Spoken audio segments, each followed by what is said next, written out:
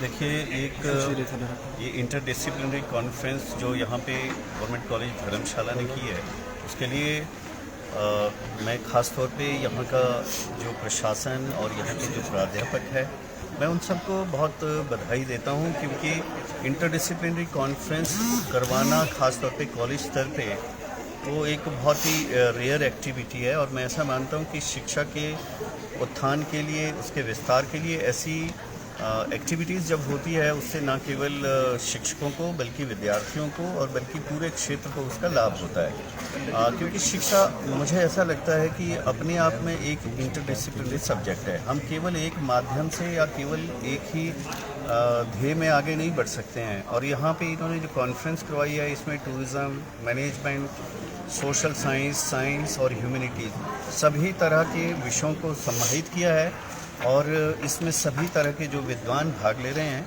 और ख़ास तौर पे मैं इस नाते जो है अपनी ओर से भी बधाई देता हूँ, क्योंकि धर्मशाला कॉलेज जो है सरदार पटेल विश्वविद्यालय के तहत अब आता है और उन्होंने एक बड़े सार्थक पहल की है। उसके लिए मैं कॉलेज प्रशासन और सभी को बहुत बधाई देता हूँ। सर, रिसर्च के लिए जिस तरह के प्रयास कॉलेज स्तर पर शुरू हुए हैं, आने वाले समय में किस तरह से इनको प्रमोट करेंगे ताकि कॉलेज स्तर से ही जो रिसर्च का एक स्टूडेंट में वो आए रिसर्च के लिए?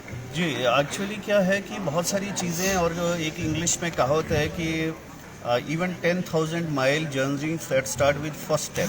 तो एक शुरुआत हुई है और ख़ास तौर पे जो राष्ट्रीय शिक्षा नीति अब आई है जिसमें कि 4 साल की ग्रेजुएशन की डिग्री भी होगी और उसके बाद 4 साल की डिग्री करने के पश्चात तो वो सीधे रिसर्च में जा सकते हैं विद्यार्थी। उस दृष्टि से ये शुरुआत है और आगे नेक्स्ट मैं ये समझता हूँ 5-10 सालों में बहुत से कॉलेजेस जो जैसे धर्मशाला जैसे कॉलेज जो काफ़ी पुराने और एस्टेब्लिश्ड कॉलेज है वो ऑटोनमस कॉलेजेस बनेंगे और वहाँ पे जो रिसर्च है उसको बढ़ावा मिलेगा। और इसलिए ये एक छोटा सा प्रयास भी बड़ा बनता है, क्योंकि सभी लोग तो रिसर्च में ना जाते हैं और ना उनकी समझ होती है, लेकिन जब इस तरह का प्रयास किया जाता है उससे बहुत सारे लोग जो है वो उससे प्रभावित होते हैं और उस दिशा में आगे जाते हैं। और धर्मशाला मुझे ऐसे लगता है कि न केवल टूरिज़्म की दृष्टि से बल्कि कल्चरल दृष्टि से एक बहुत ही जिसको कह सकते हैं एक अनूठा है। और यहाँ पर बहुत सारी विधाएं और लैंग्वेज और दूसरी ऐसी चीज़ों का भी यहाँ पे काफ़ी कह सकते हैं कि भंडार है। और जब उस विषय में रिसर्च होगी तो ये सारी चीज़ें जो है आम जनमानस के सामने आएगी, जिसको कि अभी बहुत सारे लोग जानते हैं। सर, धर्मशाला कॉलेज बनता है तो क्या लाभ जो है धर्मशाला के विद्यार्थियों को मिलेगा? देखिए, अभी आपने देखा है कि कुछ ही दिनों पहले रिज़ल्ट आया हिमाचल प्रदेश विश्वविद्यालय का, जिसके लिए करीब 6 महीने से विद्यार्थियों ने परीक्षा दी हुई थी और उसके पश्चात फिर एकदम पूरा उथल पुथल हो जाता है। लेकिन जब कॉलेज की अपनी व्यवस्था होगी वो इसके लिए स्वयं जिम्मेदार होंगे कि उन्होंने कब उसकी परीक्षा लेनी है और उस समय पे, क्योंकि वो केवल अपने विद्यालय के महाविद्यालय के जितने विद्यार्थी होंगे उसके लिए वो जिम्मेदार होंगे। तो रिजल्ट समय पे आएंगे और अपने हिसाब से जो इस क्षेत्र के लिए कोई ऐसे विषय है, अभी बाध्यता रहती है विश्वविद्यालय की, हो सकता है कोई ऐसा विषय जैसे मैंने बताया कि tourism and culture of Kangra, ऐसा विषय भी जो है वो यहाँ पढ़ा सकते हैं जिसमें कि उसको प्रमोट किया जा सकता है। उसमें ज़्यादा ऑटोनॉमी होगी और उस दृष्टि से जो यहाँ के विद्यार्थी है वो बहुत लाभान्वित होंगे।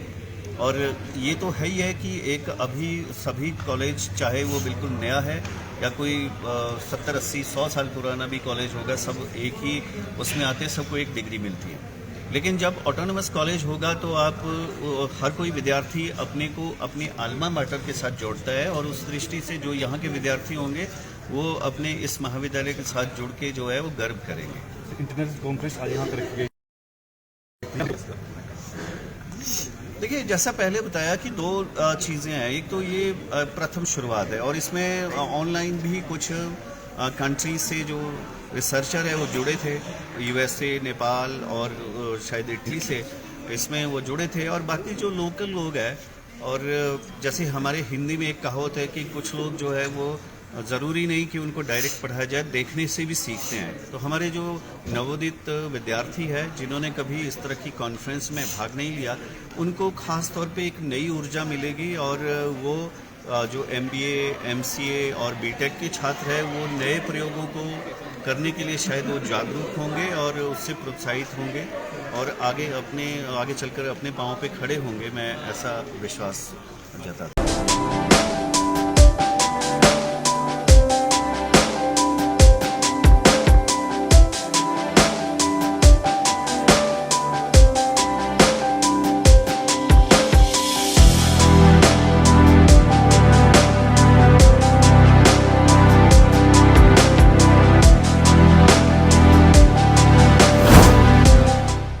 भूषण ज्वेलर्स, अनमोल रिश्तों के लिए।